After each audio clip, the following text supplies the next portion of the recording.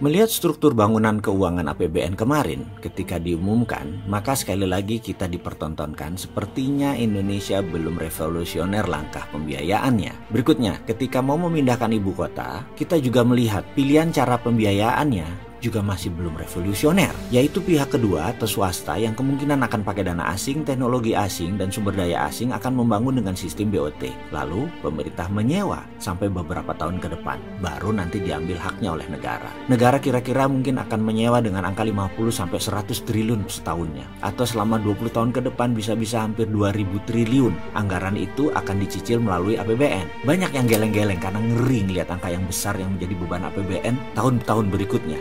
Tapi nggak apa-apa juga sih, itu udah jadi putusan. Jadi kedepannya gimana? Kedepannya kita harus mengingatkan bahwa ada solusi lain yang tanpa menggunakan strategi yang memberatkan APBN. Kenapa? Toh kalau mentok kasihan anak cucu kita, yang nanggung beban utang tadi anak cucu kita. Kita cuman gaya doang aja kayak membangun. Ujung-ujungnya yang nanggung beban anak cucu kita.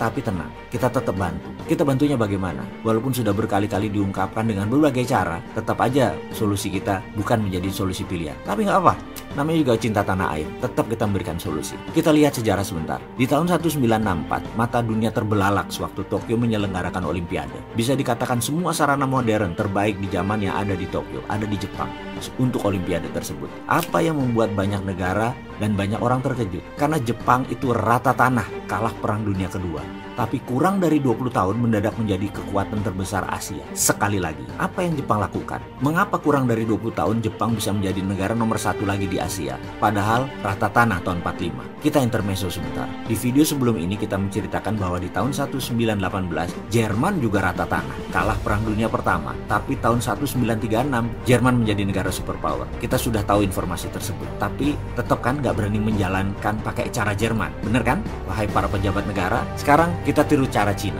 Bukan impor barang Cina ya, tiru cara Cina. Tahun 1989, Cina mulai memakai strategi New Economic Model. Dan ketika tahun 2008, Olimpiade Beijing, dunia terbelalak. Karena dalam 20 tahun, Cina mendadak menjadi negara superpower. Sekarang kita balik ke cerita Jepang. Tahun 45 rata tanah, tahun 64 Toto menjadi kekuatan ekonomi, dan puncaknya 30 tahun setelah itu, Jepang tak tertahankan hingga tahun 90-an. Yang kita tahu saat ini adalah Cina yang mulai mengepakkan sayapnya, menyusul Jepang. Tapi sekali lagi, apa yang mereka pakai? Rumusnya udah dikasih tahu sebelumnya. Tapi kita balik tanya lagi, Jerman pakai apa? Cina pakai apa? Jepang pakai apa? Saya ingatkan sekali lagi, mereka bukan pakai cara yang IMF sarankan. Mereka bukan pakai cara IMF. Pakai apa Jepang itu?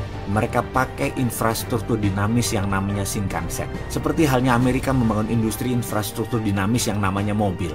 Sejak awal abad ke-20, di sekitar tahun 1910-an di masa keemasannya mobil baru diciptakan, yaitu zamannya Ford dan General Motors memenuhi jalanan. Jalanan saat itu masih terbuat tanah dan kerikil. Infrastruktur dinamis Amerika namanya mobil. Bahkan lampu lalu lintas, marka jalan itu belum tercipta. Kemudian di tahun 1950, setelah Perang Dunia Kedua, out of thin air, Amerika mencetak $100 billion di bawah FDR, Franklin Delano Roosevelt, untuk membangun infrastruktur statis yang namanya highway dan rel kereta api untuk membangkitkan ekonomi, karena sudah ada infrastruktur dinamisnya. Jadi membangun itu adalah infrastruktur dinamis dulu, baru infrastruktur statis atau berbarengan. Kembali ke Jepang. Yang Jepang lakukan setelah Perang Dunia Kedua adalah membangun jaringan rel kereta api di seluruh Jepang berbarengan dengan industri kereta api. Kita semua tahu berapa panjang rel kereta api di Jepang itu. Panjangnya adalah 2 kali panjang rel kereta api di seluruh Amerika, atau panjangnya rel kereta api Jepang adalah 10 kali panjangnya rel kereta api di seluruh Prancis. Semua infrastruktur dinamis dan statis Jepang tadi 100% adalah produk buatan anak negeri Jepang. Mesinnya, teknologinya, bahan bakunya, lalu uangnya cetak